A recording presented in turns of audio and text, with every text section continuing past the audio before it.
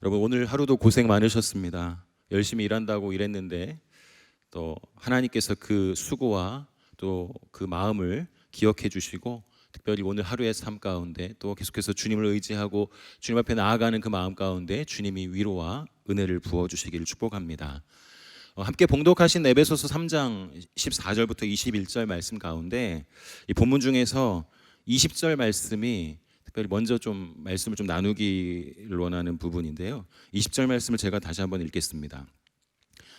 우리 가운데서 역사하시는 능력대로 우리가 구하거나 생각하는 모든 것에 더 넘치도록 능히 하실 이에게.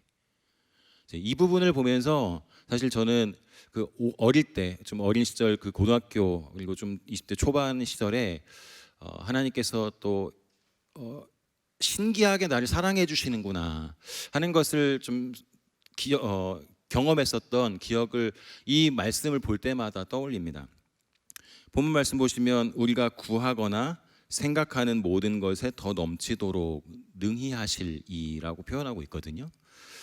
그래서 우리가 기도하는 거 정말 중요하고 우리가 하나님 앞에 늘 엎드려 기도하지만 여기 보시면 구하거나 생각하는 모든 것에 더 넘치도록 이 부분 때문에 이 말씀을 보면서 참 신기하다라는 생각을 했었습니다. 그래서 이 말씀을 대할 때마다 떠오르는 일들을 잠깐 좀 소개해 드리려고 합니다. 이건 뭐 저의 지극히 주관적인 경험이기 때문에 이게 옳다 이걸 따라가다 이런 생각 절대 하시면 안 되고요. 저 고등학생 때 일입니다. 저는 학교를 기독학 그 미션 스쿨은 아니지만 그 안에 기독 학생 모임이 있는 학교를 좀 다녔습니다. 그래서 토요일 날 몇 개 학교가 좀 모여서 연합 예배를 드리고 또 주중에 함께 모여서 기도하는 모임이 학교 내에 있었습니다. 그리고 토요일에 이 예배를 드리고 나면 점심시간 이후에 또 학교 밖에서 함께 모여서 예배를 드리고 또 이제 토요일에는 교회에 이제 중고등부 예배가 있습니다.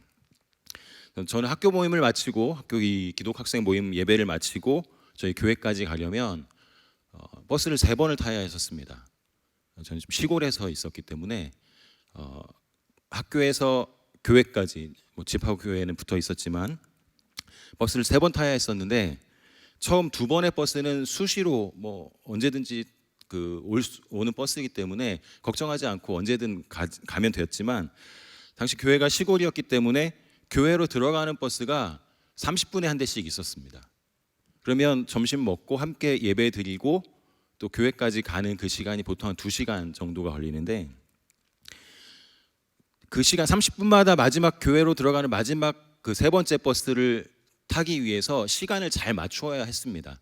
근데 저는 또 우리 교회를 사랑하고 또 함께 모임하는 걸 또 즐거워했었고 하다 보니까 함께 예배 드리고 그 모임을 중간에 빠져나갈 수 없어서 같이 예배하고 교회까지 가는 그 시간 동안 제가 하나님께 좀 협박을 좀 했었습니다.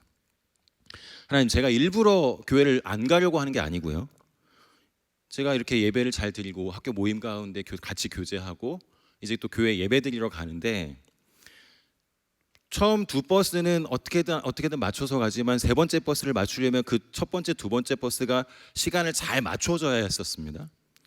하나님, 저 놀면서 가려고 하는 게 아니고 예배 드리기 싫어서 그러는 게 아니잖아요. 하나님, 제가 정말 예배 드리기 원하시면 당장 버스 보내주세요라고 협박을 했어요. 어떻게 됐을까요? 바로 버스가 옵니다. 그 예배 시간에 딱 도착할 수 있도록 몇 번을 그런 경험들을 했었습니다. 그때마다 그런 어린 신앙이었지만 그 가운데 예배 시간을 맞춰서 꼬박꼬박 하나님과 예배하는 그 시간을 가질 수 있었습니다. 또 시골 교회였다 보니까 우리 중고등부가 그렇게 많지 않았었거든요.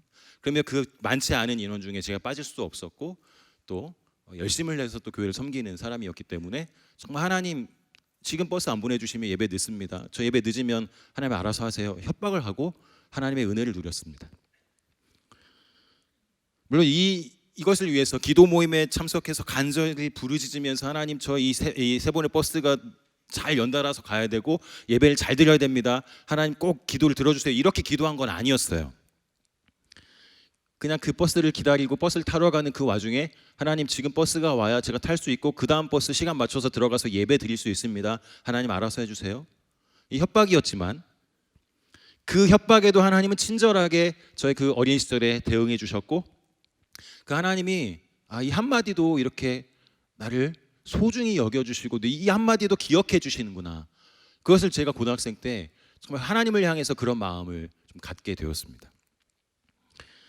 그리고 좀 몇 년이 지나서 군인이 되었을 때입니다.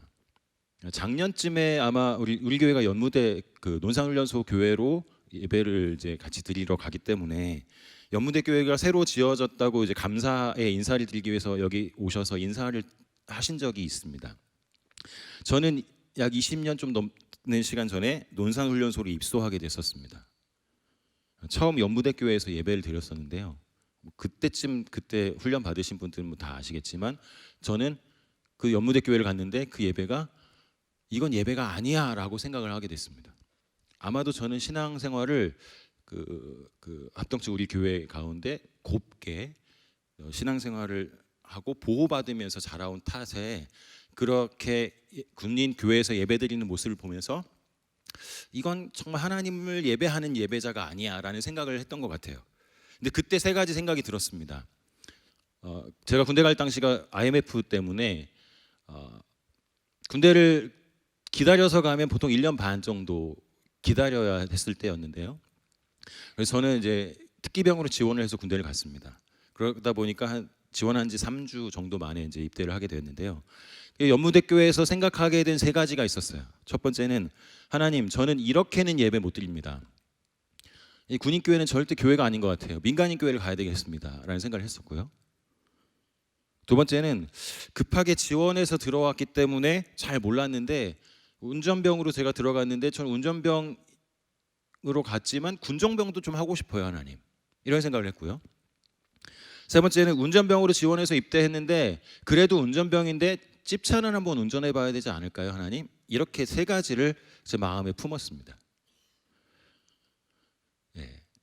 그리고 나서 참 희한하게도 이제 훈련소를 마치고 자대 배치를 받았는데 부대 내에 교회가 없는 곳이었어요.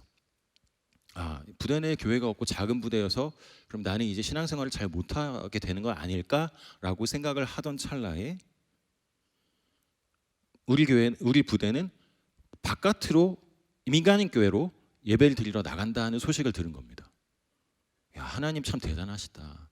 참 기가 막히다. 나는 그렇게 간절하게 기도하지 않았는데 이거 예배가 아닌 것 같아요. 나 하나님을 좀 예배하고 싶어요. 민간인 교회를 가고 싶어요라고 했을 때 이런 부대로 배치를 받은 것이죠. 두 번째는 큰 부대도 아니었는데 저는 그 당시 신학생도 아니었습니다. 저는 이제 일반 대학교를 나왔기 때문에 신학생도 아니었고 운전병으로 특기병으로 지원을 했어요. 그래서 군종병이 될 거라고 하는 생각은 절대 안 했습니다. 그냥 되고 싶다는 생각을 했죠. 좀 미리 알아보고 지원했으면 좋았을 걸이라는 생각을 했어요. 그런데 저희 부대를 가보니까 자대 배치를 받았는데 소규모로 몇 달씩 산에서 살아야 하는 부대였습니다. 그리고 그 부대원들을 위해서 주중에 일과를 마치고 군종이 찾아가서 우리 그 가정 예배 드리듯이 한 6, 7명 모아놓고 잠깐 예배 드리는 그런 역할을 해야 되는 군종병이 우리 부대 내에 있었습니다. 그런데 마침 전임 군종병이 제대를 2주 앞당겨 둔 거예요. 그리고 저 보통 회사를 가든 부대를 가든 이 사람이 어떻게 살아왔는지 간단한 그 일대기를 좀 들어보지 않습니까? 저는 그냥 이렇게 살아왔고 앞으로 목회자가 될 꿈이 있다라고 하는 그런 내용을 적었는데 이분이 제대를 하게 되니까 네가 다음 군종병을 해라 이렇게 된 거예요. 두 가지가 제가 간절하게 기도하지 않았습니다. 생각만 했는데 하나님이 이렇게 해주셨어요. 세 번째는 이건 바로 된 일은 아니고요. 약 1년 정도 지나서 저희가 작은 부대다 보니까 하루에 차가 2대 정도가 운행을 합니다. 그러면 운전병이 아무리 많아도 운전을 할 수 있는 사람은 보통 1명 내지 2명입니다. 그러면 찝차 운전을 할 수 있는 가능성이 거의 없다는 것이죠. 근데 1년 정도 지났는데 그것도 운전을 하루에 1대, 2대 정도 나가는 부대에서 찝차 운전병이 나가게 되니까 부대에서 네가 찝차 운전을 해야 되겠다라고 저를 맡긴 겁니다. 세 가지가 하나님 어떻게 이렇게 신기한 일을 저에게 하세요? 라고 생각하게 되었었던 기억이 있었던 일입니다. 저는 이러한 일들이 있을 때 하나님 참 대단하시다라고 생각하고 어떻게 하나님이 이렇게 생각만을 가지고 있는데도 이렇게 해주실까라는 궁금증이 있었습니다. 제가 죽을 것 같다고 매달린 것도 아니었었고요. 또 이건 아닌 것 같다고 이렇게 되면 좋겠다 정도의 생각을 가지고 있었거든요. 기도를 했다고 쳐도 잠시 하나님 이건 좀 아닌 것 같아요 라고 기도했었던 것이었습니다.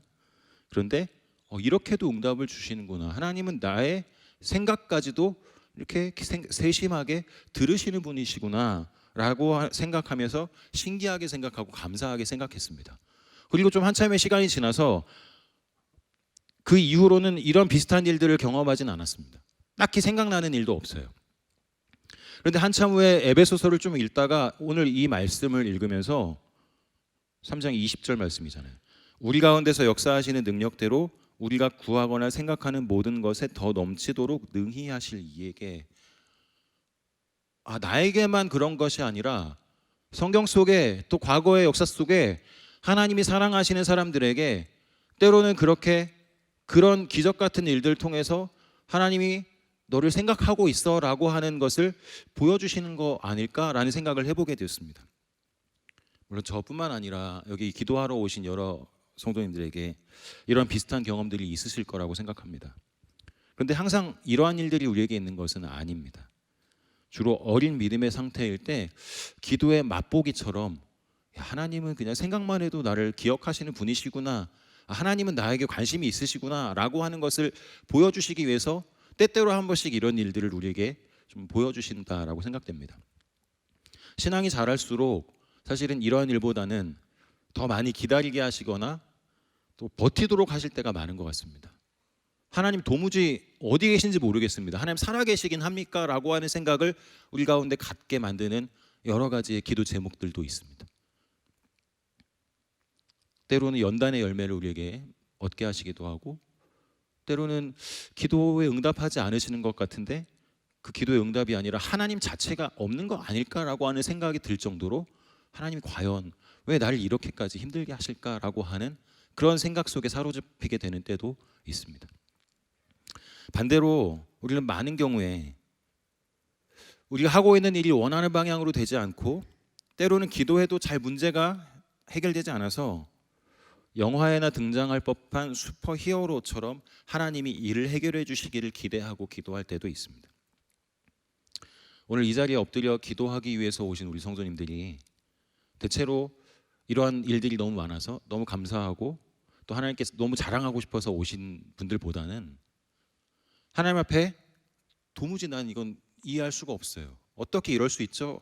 하나님 제발 좀 이것 좀 해결해 주세요 라고 하는 부르짖어서 하나님의 은혜를 경험하기 위해서 하나님 앞에 찾아오신 분들이 더 많으실 것이라는 생각이 듭니다. 오늘 적어도 구하거나 생각하는 것에 더 넘치도록 능히 하실 수 있는 하나님께서 부르짖어 기도하는 우리의 음성을 세심하고 세밀하게 들어주시고,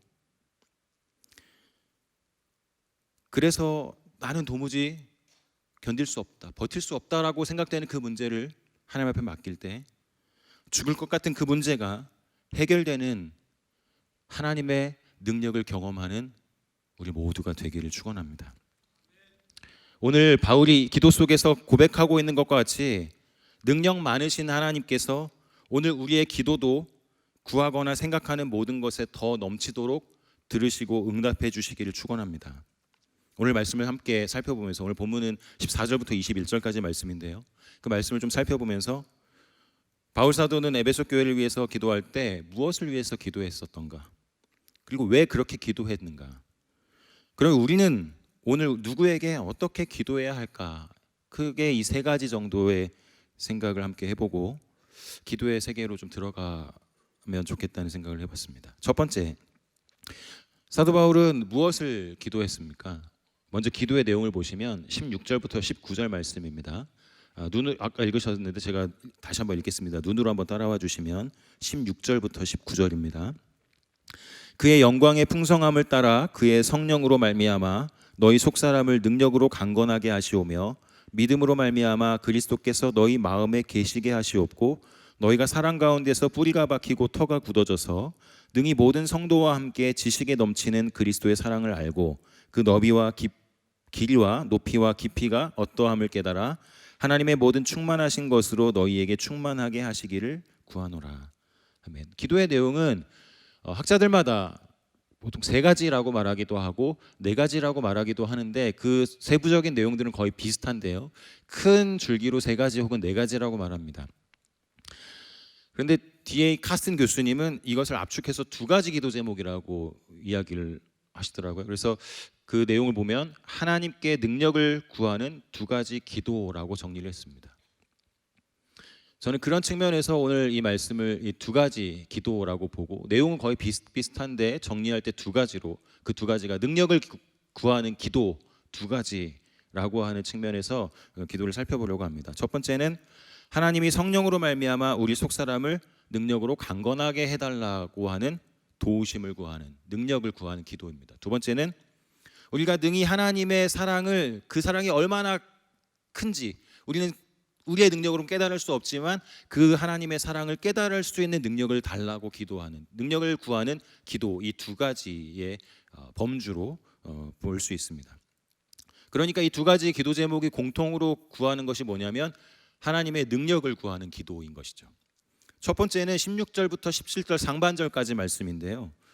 이미 1장에서도 바울은 하나님께 기도합니다. 에베소 교회 성도들을 위해서. 보통 바울 서신에 보면 보통 기도가 한 번 정도가 등장하는데 에베소서에서는 1장 그 후반부하고 3장 후반부에 두 번 기도가 등장합니다. 하나님께 그 사랑으로 기도하고 이 성도들을 하나님께서 은혜 달라고 도와달라고 기도하는 기도가 두 번이 나오는 거죠.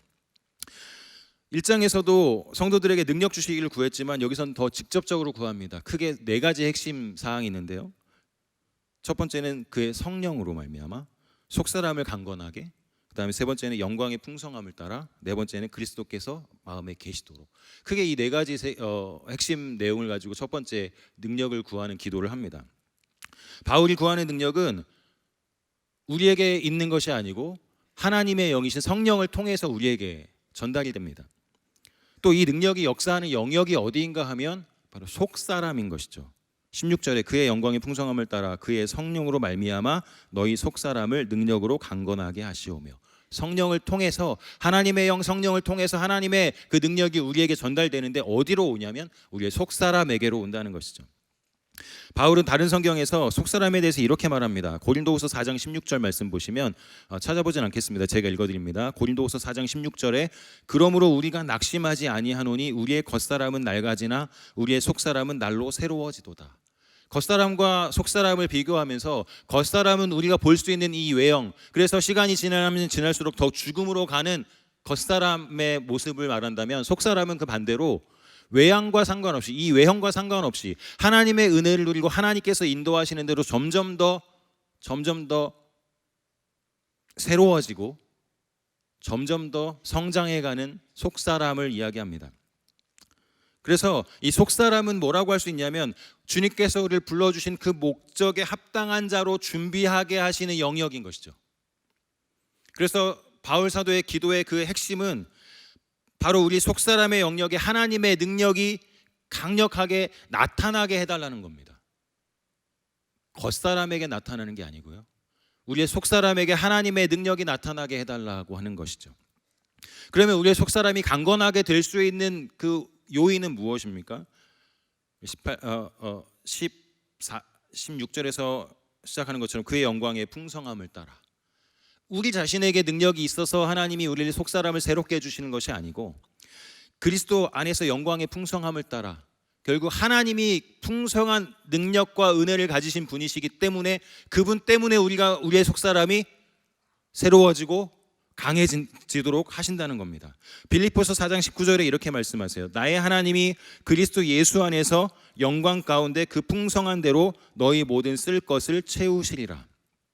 하나님이 영광 가운데 그 풍성한 대로 풍성한 영광을 가지고 계시는데 그 풍성한 영광 속에서 우리의 모든 쓸 것을 채워주시고도 남는 풍성한 영광을 가지고 계시다라는 겁니다. 그래서 우리의 속사람에 하나님의 그 은혜의 능력을 부어달라고, 그 능력을 우리 속사람에게 전달해달라고 기도하는 것이죠. 그 하나님이 우리에게 주시는 그 풍성한 영광을 주시는 통로는 그리스도 안에서라고 하는 예수 그리스도를 통해서입니다. 예수님은 에베소 전반을 보면 우리를 위해 구속하셨고 하나님과 화목하게 하셨고 새 생명을 주셨고 하나님의 자녀, 하나님의 가족이 되게 하시는 구속자였습니다. 새 언약의 자녀를 삼으신 것이죠. 그래서 바울은 하나님께 우리를 성숙하고 성장할 능력을, 변화할 능력을 간구하고 있는 것입니다. 네 번째 핵심, 그리스도께서 마음에 계시게라고 하는 것은 무엇입니까? 이미 성도가 된 에베소 교회를 위해서 기도하는데 예수님께서 그 마음에 계시게 해달라고 하는 기도는 믿음을 가지게 해달라는 기도가 절대로 아닙니다. 여기서 계시다라고 하는 단어가 가진 뜻은 첫 방문을 말하는 것이 아니고 우리 마음 가운데 찾아오셔서 우리 마음이 집이 되도록 예수 그리스도의 집이 되게 해달라는 것이죠. 믿음으로 말미암아 그리스도께서 우리 마음에 계시게 해달라고 하는 기도인 것입니다. 갈라디아서 4장 19절 말씀 보니까 나의 자녀들아 너희 속에 그리스도의 형상이 이루기까지 다시 너희를 위하여 해산하는 수고를 하노니 라고 말씀합니다. 우리가 그리스도를 처음 모셔드렸을 때 우리의 상태는 완전한 상태가 아니었습니다. 따라서 우리의 속사람을 강건하게 해달라고 기도할 때 그 강건하다라고 하는 것은 그리스도의 형상이 이루기까지 온전하고 완전하게 해달라는 것이죠.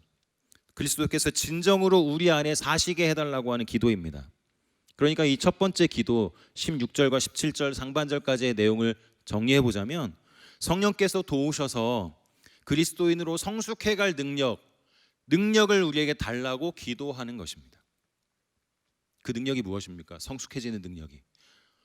내가 거룩하니 너희도 거룩하라고 말씀하시는 데를 따라서 거룩해지는 능력이요, 하나님을 따라가는 겸손해지는 능력이요, 예수 그리스도를 점점 더 닮아가는 능력, 그것이 오늘 사도 바울이 3장에서 말하고 있는 첫 번째 능력을 구하는 기도의 첫 번째, 우리 속사람을 하나님의 능력으로 강건하게 해주십시오라고 하는 기도인 것입니다. 두 번째는 17절 하반절부터 19절까지 말씀입니다. 너희가 사랑 가운데서 뿌리가 박히고 터가 굳어져서 능히 모든 성도와 함께 지식에 넘치는 그리스도의 사랑을 알고 그 너비와 길이와 높이와 깊이가 어떠함을 깨달아 하나님의 모든 충만하신 것으로 너희에게 충만하게 하시기를 구하노라. 이건 역시 하나님의 능력을 구하는 기도인데요. 어떤 능력을 구하는 것이냐면 하나님의 사랑이 얼마나 대단한 것인지를 깨닫는 능력을 달라고 기도하는 겁니다. 우리가 하나님의 사랑이 얼마나 큰지 어떻게 알 수 있습니까? 우리와 하나님은 차원이 다른 분이시기 때문에 우리의 인지 능력을 가지고선 하나님의 그 사랑을 다 알아낼 수 없습니다. 그래서 하나님의 능력을 우리에게 부어주셔서 하나님이 얼마나 대단하신 분이시고 우리를 얼마나 사랑하시는 분이신지를 깨달을 수 있도록 우리를 도와주세요라고 기도하는 것입니다. 사실 이미 이것도 1장에서 기도했었습니다. 그러니까 똑같이 기도한다고 해서 더 하나님을 사랑하게 해달라고 기도하는 것이 아니고 오히려 우리를 향하신 하나님의 사랑을 더 잘 알 수 있도록 도와달라고 기도하는 것입니다. 단지 내가 만족하기 위해서, 지적인 수준을 채우기 위해서 알게 해달라고 기도하는 것이 아니고요, 내가 그 하나님의 사랑을 누구에게든지 잘 설명할 수 있도록 나에게 알게 해주세요라고 말하는 것이 아닙니다. 이런 지적인 사고를 포함해서 하나님의 사랑이 어떤 차원인지 이해할 수 있게 도와달라고 하는 간구인 것이죠. 주로 시편 같은 성경에서 여러 군데서 우리가 확인할 수 있는데요, 우리의 신앙의 선배들은 극한 절망의 상황에, 극한 고통의 상황 속에서 그 하나님을 만나면서 만족과 자족을 누릴 수 있었습니다. 시편의 고백들을 보면 이런 고백들이 많습니다. 하나님, 어떻게 나를 버리실 수 있습니까? 나의 하나님, 어찌하여 나를 버리십니까? 내가 언제까지 버텨야 됩니까? 도무지 하나님 어디 계십니까? 왜 나에게서 얼굴을 다른 데로 돌리시고 어디 계신 것입니까? 라고 하는 이러한 절규와 절망을 하나님 앞에 내놓습니다. 그런데 그 시편들을 쭉 살펴보면 그것으로 멈추지 않습니다. 이러한 탄식 속에서도 우리 믿음의 선배들은 하나님을 더욱 붙잡을 수 있었고, 그 고민 속에서 하나님은 날 이렇게 붙잡아 주셨었지, 주님 어찌하여 나를 버리십니까? 라고 시를 끝내는 것이 아니고, 어찌하여 나와 함께하지 않으십니까? 이렇게 나를 외면하냐고 탄식하고 끝나지 않고, 하나님, 그래서 이때 나에게 이런 은혜를 주셨군요, 다시 한번 내가 주님 붙잡겠습니다, 그런 고백으로 마무리하는 시들이 얼마나 많은지 우리는 우리의 믿음의 선배들을 통해서 많이 확인할 수 있습니다. 왜 그렇습니까? 절망과 탄식 속에서도 하나님의 손길, 하나님의 은혜, 하나님의 능력을 경험해 왔기 때문이었던 것이죠. 그리스도의 사랑이 우리에게 얼마나 소중했는지 비슷한 주제만 나와도 우리 선배들은 그 하나님을 묵상하면서 감사합니다, 눈물을 흘리며 주님의 그 은혜를 묵상하며 감사로 고백하게 되었던 것을 보게 됩니다. 우리의 지식을 뛰어넘는 하나님의 사랑을 이해할 수 있는 능력을 달라고 간구하고 있는 것이죠. 그리고 두 번째, 바울 사도는 왜 이렇게 기도했을까요? 왜 능력을 구하는 기도를 했을까요? 에베소서 전체 맥락에서 왜 이렇게 기도했는가를 좀 생각해 보려고 합니다. 에베소서는 총 6장으로 구성되어 있습니다. 짧은 6장이죠. 단순하게 보자면 두 가지 구조로 되어 있습니다. 1장부터 3장까지 우리의 이방인이었던 에베소 교회, 우리를 향하여 하나님의 사랑이 어떻게 임했고 그래서 우리가 어떻게 구원받게 되었는가. 1장부터 보면 만세전부터 우리를 택정하셨고 복된 구원이 우리에게 선물로 주어졌다. 그 일을 위해서 하나님의 그 계획을 이루기 위해서 성자 예수님께서 구속사역을 실행하셨고 성령께서 보증하셨다. 그래서 하나님의 자녀로 하나님을 찬송하는 백성으로 우리를 불러주셨다라고 1장부터 쭉 말씀합니다. 그리고 그것을 위해서 바울은 에베소 교회를 위해 기도하고 2장의 첫 절에는 허물과 죄로 죽었던 우리를 살리셨다라고 합니다. 그래서 우리에게 구원이 하나님의 선물로 주어졌다라고 이야기하고 있죠. 그리고 예수 그리스도의 그 십자가 사건을 통해서 절대로 가까워질 수 없는 이방인과 유대인들이 한 몸이 되었고 새로운 존재가 되었고 이제는 더 이상 너희가 하나님 나라 바깥 사람이 아니고 하나님 나라 백성이다, 하나님 나라 권속이다. 예수 그리스도로 말미암아 그 피로 말미암아 한 몸이 되었고 교회가 되었고 연결되고 결합되어 함께 만들어지는 공동체가 되었다. 그리고 3장에서 그것을 위해서 나 바울이 부름받았고 이제 감옥에 갇혀서까지도 이것을 위해서 여러분들에게 이 말씀을 나누고 있습니다. 그래서 여러분들을 위해 이렇게 기도합니다라고 쭉 이야기를 하고 있는 것이죠. 그러니까 우리에게 구원이 어떻게 이루어졌는지를 신학적으로 설명하는 것이고요. 4장부터 6장까지는 그래서 그 구원이 우리에게 왔기에 하나님의 사람으로 어떻게 살아가야 하는가, 한 몸을 이뤄라, 힘써 지켜라, 온유함으로 서로를 받아주고 장성한 분량에 이르기까지 예수님을 닮아가라. 부부관계에서, 부모 자식 관계에서, 종과 상전의 관계에서 하나님의 사람이라면 성령 충만한 사람으로 살아야 된다. 하나님의 전신갑주를 입고 그 믿음의 삶에서, 믿음의 싸움에서 이겨나가라. 그 믿음의 삶은 우리가 이해할 수 없는 다른 차원이 아니고 우리의 삶에서, 우리 일상에서 이루어내야 되는 하나님 나라 백성의 삶이다. 그렇게 살아야 한다라고 하는 것을 4장부터 6장까지 설명해 주고 있습니다. 그 전반부와 후반부의 그 만나는 그 지점에서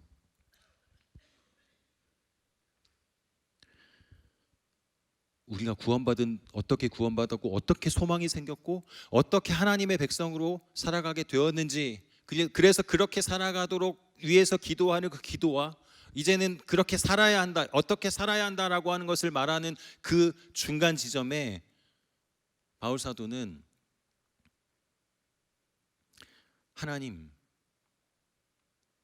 하나님께서 이렇게 구원을 선물로 주셨고 복된 소망을 갖게 하셨고 하나님의 사람으로 살아가도록 새 존재, 하나님의 가족으로 만드셨다면 그렇게 살아갈 힘을 주십시오라고 그 맞닿는 지점에서 기도하고 있다는 것이죠. 이 위치에서 바울 사도는 에베소 교회 성도들을 위해서 기도할 수밖에 없었는데 결국 그 기도는 하나님, 그 실제 삶을 살아갈 수 있도록 하나님께서 힘과 능력을 주십시오. 결국 그 능력을 구하는 기도를 할 수밖에 없었던 것입니다.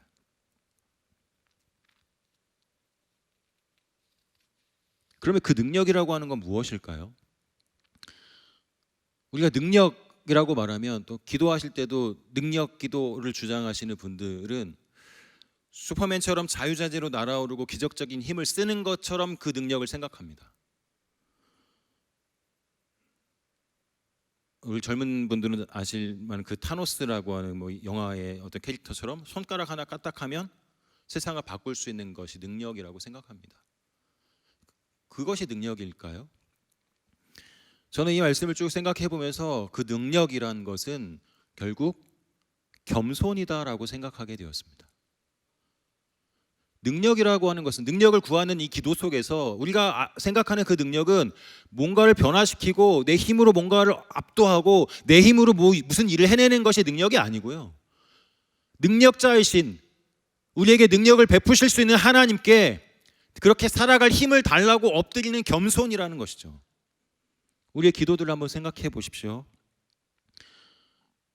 어떤 분들은 그 마음 중심에 남들보다 한 수 위의 능력자가 되고 싶어 합니다.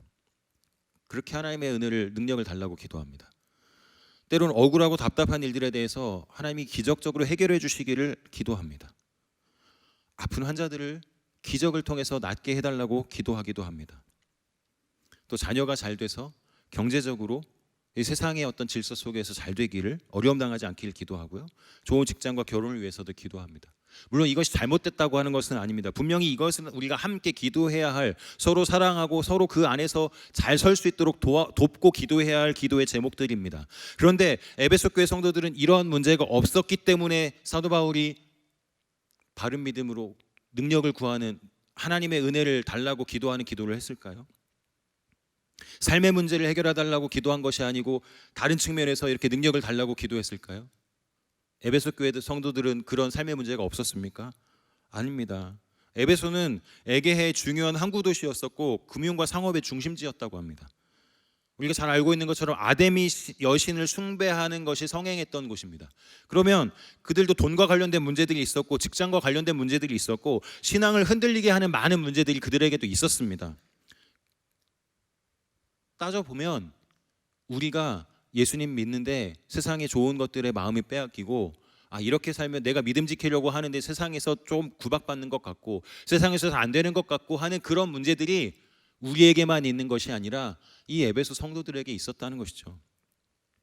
그들도 하나님의 그 구원 계획 속에서 창세전부터 만세전부터 택하셨다고 하는, 그래서 그 소망을 얻게 되었고 새로운 존재가 되었다고 하는 것을 바울 사도를 통해서 에베소 교회에 가르쳐 주었는데, 그들은 새로운 신앙을 갖게 되었을 때 그 어려움, 거기에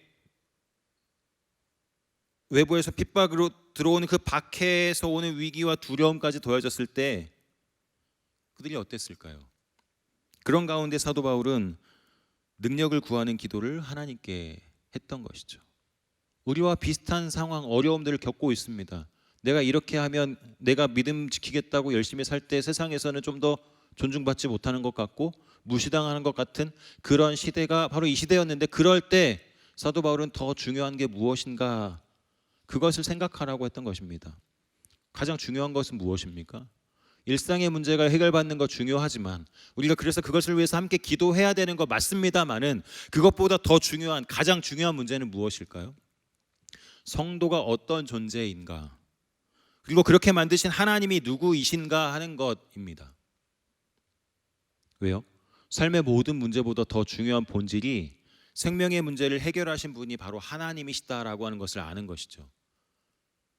그래서 허물과 죄로 죽어서 더 이상 아무런 소망도 없었던 이방인인 우리들에게 예수님께서 찾아오셔서 구원을 선물로 주시고 도저히 가까이 할 수 없는 존재들을 하나 되게 하시고 새로운 존재로, 교회로 만드셔서 서로 연결되고 결합되어 완성되어져 가고 세워져 가는 하나님의 백성이 되게 하셨기 때문입니다.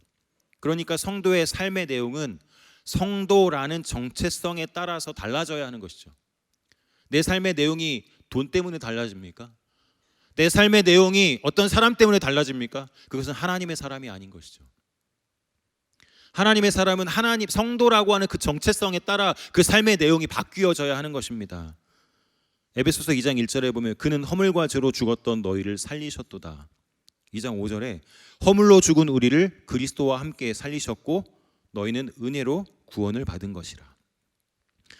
2장 13절과 14절에는 이제는 전에 멀리 있던 너희가 그리스도 예수 안에서 그리스도의 피로 가까워졌느니라. 그는 우리의 화평이신지라. 둘로 하나를 만드사 원수된 것 곧 중간에 막힌 담을 자기 육체로 허시고. 19절에는 그러므로 이제부터 너희는 외인도 아니요 나그네도 아니요 오직 성도들과 동일한 시민이요 하나님의 권속이라. 새 생명을 살게 되었다면 그 정체성에 맞는 삶을 살아야 하는 것입니다. 그러면 세 번째, 누구에게 어떻게 기도해야 될 것인가? 우리는 그리스도 예수 안에서 새로운 존재가 되었습니다. 새로운 존재로서 살아갈 힘이 필요한 것이죠. 그래서 오늘 바울의 기도에서 우리가 확인할 수 있었던 것처럼 두 가지 능력을 달라고 하는 기도를 해야 되는데, 첫 번째는 하나님의 영이신 성령께서 우리의 속사람을 강건하게 할 능력을 달라고. 우리는 그럴 능력이 없으니 하나님 성령을 통해서 우리를 새롭게 할 수 있는, 건강하게 강건하게 새롭게 자라갈 수 있는 능력을 달라고 기도하는 것입니다. 두 번째는 그 하나님의 사랑을 우리는 도무지 이해할 수 없지만, 우리로서는 이해할 수 없지만 그 사랑을 이해하고 그 사랑을 깨달을 수 있도록 도와달라고 기도하는 것입니다. 그러면 그 기도를 누구에게 해야 될까요? 오늘 바울사도는 오늘 기도의 내용 16절부터 19절 앞뒤로 누구에게 기도하고 있는지, 그분이 누구신지를 고백합니다. 앞부분 14절부터 15절을 보시면, 이러므로 내가 하늘과 땅에 있는 각 족속에게 이름을 주신 아버지 앞에 무릎을 꿇고 비노니. 사도 바울은 하나님 앞에 기도할 때 뭐라고 합니까? 하늘과 땅에 있는 각 족속에게 이름을 주신 아버지라고 고백합니다. 모든 족속, 이 세상에 존재하는 모든 족속에게 이름을 주셨다는 건데, 이름이 의미하는 게 무엇입니까? 그 존재 자체를 부여하실 수 있는 능력을 하나님이 가지셨다는 거예요. 사람이 그 이름을 줄 수 없고 하나님이 그 이름을 주시는 것이고, 그 존재는 하나님이 창조하신 것이고 하나님만이 주인이시다라고 하는 것을 바울은 인정할 수밖에 없었고 고백하는 것이죠. 그래서 그분 앞에 기도하는데 어떤 태도로 기도하냐면 무릎을 꿇고 기도합니다. 무릎을 꿇고 빈다고 고백합니다. 무릎을 꿇는다는 것은 무엇입니까? 내 전 존재 자체를 당신 앞에서 낮출 수밖에 없습니다. 나 자신을 주장할 수 없고 내 거라고 말할 수 없고, 당신 앞에 저는 말씀하라고 하시는 대로, 하라고 하시는 대로 움직일 수밖에 없는 종이요 노예입니다 라고 하는 고백으로 주님 앞에 기도하는 것입니다. 그분은 존재 자체를 주시는 유일하신 하나님, 유일하신 능력자이실 뿐만 아니라 오늘 마지막 부분 20절과 21절에 우리 가운데서 역사하시는 능력대로 우리가 구하거나 생각하는 모든 것에 더 넘치도록 능히 하실 이에게 교회 안에서와 그리스도 예수 안에서 영광이 대대로 영원 무궁하기를 원하노라. 아멘. 이렇게 고백합니다. 아까 우리 초반에 말씀드린 것처럼 더 넘치도록, 생각하는 것에 할 때 구하거나 생각하는 것에 더 넘치도록, 이 말씀을 함께 봤는데, 더 넘치도록이라고 하는 이 말이 의미하는 것은 한량없이 많이, 훨씬 더 풍성하게 라고 하는 의미를 가졌습니다. 그러니까 내가 생각하고 내가 기도하는 것 이상으로 훨씬 더 풍성하고 풍족하게 주시는 분이라는 것이죠. 하나님이 이렇게 하실 수 있는 이유는 무엇입니까? 그분께는 끝없는, 끝이라고는 없는, 끝이라고 하는 그 제한은 없는 사랑과 능력이 그분에게 있기 때문입니다. 우리는 그것을 분명히 믿습니다. 그것을 믿는데 하나님 앞에 도무지 어디 계신지 모르겠다고 기도하다가 포기하고 기도하다가 멈춥니다. 그런데 이 하나님의 능력은 이미 우리 가운데서 역사하십니다. 2장에서도 보면 예수님께서 어떤 사역을 하셨는지 설명해 주고 있습니다. 그것은 하나님께서 죽은 자 가운데서 그리스도를 일으켜서 하늘의 보좌에 앉히시고, 또한 우리를 일으켜서 그리스도와 함께 하늘에 앉히신, 그러니까 우리로 허물과 죄로 죽어 있었던, 도무지 아무것도 할 수 없는 절망의 상태에 내버려 두지 않으시고 하나님의 보좌 우편에 하나님의 나라 백성으로, 하나님 나라 가족으로 하나님의 그 보좌 우편에서 역사하시는 그 은혜를 누리게 하시는 그 권속으로 삼으셨다는 것이죠. 21절 마지막 절에서 교회 안에서, 그리스도 예수 안에서 영광이 대대로 영원 무궁하기를 기도했는데, 하나님께 영광이 돌아가야 하는 영역이 바로 어디인가? 교회다라고 하는 것을 21절에서 마지막으로 설명해 줍니다. 하나님은 그리스도의 피로 값주어 사신 교회, 그러니까 이 교회는 우리 1, 2, 3장에서 볼 수 있는 것처럼 각각의 성도들 한 사람 한 사람이 연결되고 결합되어 세워져 가고 지어져 가야 하는 그 교회, 그러니까 유기적인 성도들의 공동체를 말하는 것인데요, 그 성도, 교회를 통해서 영광을 받으신다는 겁니다. 교회 안에서, 그리스도 안에서 영광이 대대로 영원 무궁하기를 원한다. 교회를 통해서 하나님께 영광이 되기를 원합니다. 이 교회가 하나님의 영광입니다라는 고백인 것이에요. 예수 그리스도로 인해서 새로운 존재가 된 우리들, 하나님의 백성이 된 우리들, 성도, 교회가 하나님의 지으신 목적대로 성장하고 자라가고 살아감으로 하나님의 자랑거리가 되어서 하나님을 기쁘시게 하고 하나님을 행복하게 할 수 있다라는 것입니다. 하나님이 무엇 때문에 기뻐하실까요? 건물이 잘 지어져서? 아니면 헌금이 많이 되어서? 아니요, 하나님의 백성들이 하나님의 뜻대로 살아가는 모습을 볼 때 하나님이 행복해 하시는 겁니다. 능력을 구하는 기도가 단지 문제 해결을 해달라고 하는 기도가 아닌 것이고요, 우리 속사람이 하나님의 뜻대로 살아갈 능력을 달라고 기도하는 것이고, 하나님의 사랑을 깨달을 수 있는 능력을 달라고 하는 기도여야 한다는 것입니다. 저는 이 부분을 생각하면서 이신칭의의 복음을 강조하는 이 바울의 복음과 행함을 강조하는 야고보의 복음이 보통은 좀 대치된다고 또 생각하기도 하고 서로 어울릴 수 없다라고 생각을 좀 많이 하시는데, 저는 오히려 야고보의 말씀을 통해서 이 사실을 다시 한번 좀 확인할 수 있지 않을까라고 생각해 봤습니다. 야고보서는 주로 말과 행동에 대해서 말씀하는데요, 야고보서 1장 18절 말씀 보면 그가 그 피조물 중에 우리로 한 첫 열매가 되게 하시려고 자기의 뜻을 따라 진리의 말씀으로 우리를 낳으셨느니라, 이렇게 말씀합니다. 야고보서에서 우리를 뭐라고 말하냐면 진리의 말씀으로 우리를 낳았다, 우리 성도를 진리의 말씀으로 낳았다고 표현하고 있어요. 하나님은 우리를 하나님의 자녀로 낳으셨어요. 그리고 낳으셨을 뿐만 아니라 우리 심령에 하나님의 말씀의 씨앗을 뿌려 놓으셨습니다. 야고보서 1장 21절 보면 그러므로 모든 더러운 것과 넘치는 악을 내버리고 너희 영혼을 능히 구원할 바 마음에 심어진 말씀을 온유함으로 받으라. 우리를 낳으셨는데 하나님의 백성이 되게 하신 우리에게, 우리의 심령에 하나님의 말씀을 심어 놓으셨어요. 하나님의 말씀을 씨앗으로 비유하고 있죠. 구원받은 성도들의 특징이 담겨 있는, 그래서 하나님의 자녀로 자라가야 할 성품, 그 속성이 썩지 않는 말씀이라고 하는 씨앗으로 표현되고 있습니다. 그 씨앗이 우리 심령 가운데 심어졌고, 그래서 그 씨앗이 싹을 틔우고 줄기를 내고 열매를 맺어갈 수 있도록 내적 환경을 만들어 가도록 온유함으로, 겸손함으로 그 말씀을 받으라고 우리에게 권면합니다. 명령합니다. 이것은 우리에게 부여하신 하나님 자녀의 삶을 살아내는 것이 해도 되고 안 해도 되고의 문제가 아니고요, 하나님의 사람으로 우리가 태어났다면 하나님을 닮아가고 그 우리 안에 심겨진 그 씨앗이 자라날 환경을 만드는 것이 우리가 해야 할 의무이고 책임이다, 이것을 우리에게 가르쳐 줍니다. 우리의 심령에 심어 놓으신 하나님의 말씀이 주로 말과 행함 속에서, 그러니까 우리의 언어 생활에서, 또 우리가 그리스도인으로 살아가는 삶 속에서 하나님의 성품이 드러나는 삶을 살아가도록 힘써야 한다는 것입니다. 그런 삶을 위한 인내의 부족함과 시련은 분명히 찾아옵니다. 시험이 없을 수 없다라고 야고보서 1장에서는 초반에 말합니다.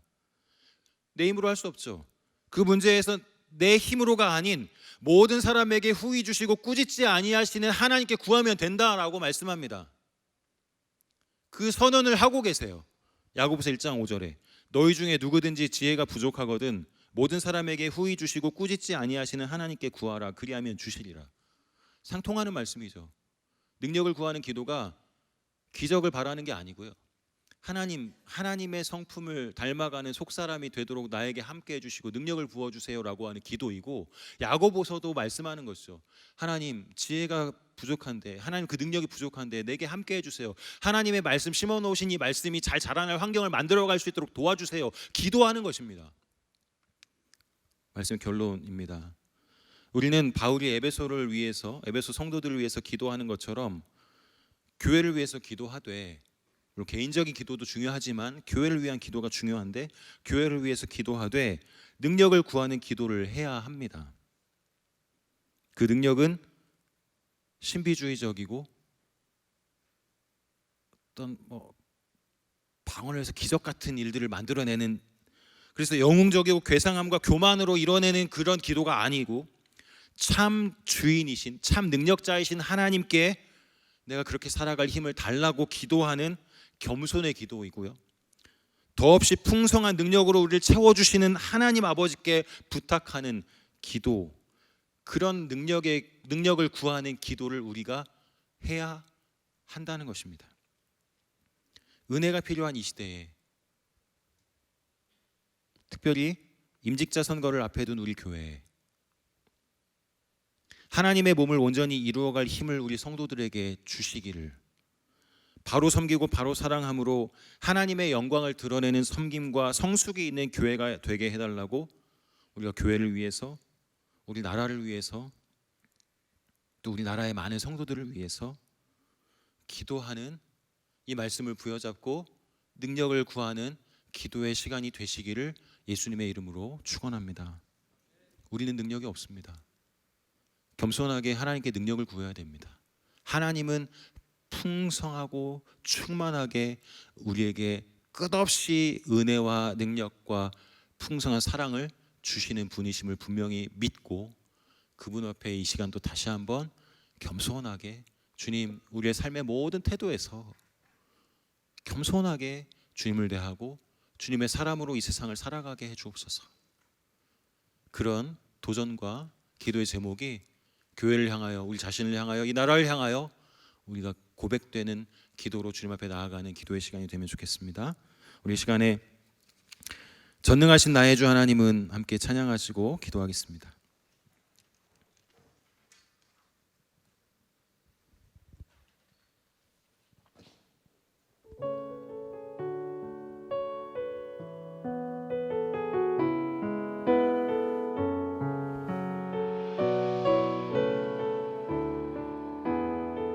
전능하신 나의 주 하나님, 전능하신 나의 주 하나님은